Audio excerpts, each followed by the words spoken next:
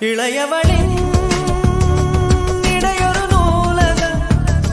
படித்திடவா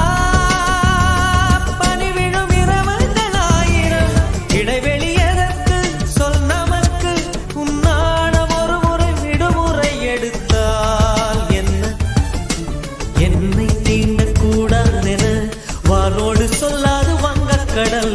என்னை ஏந்த கூடாதென கையோடு சொல்லாது புல்லாங்குழல் நீ தொட்டால் நிலவில் கரைகளும் நீங்குமே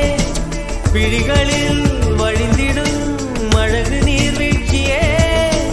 எனக்கு நீ உனை தர எதற்கு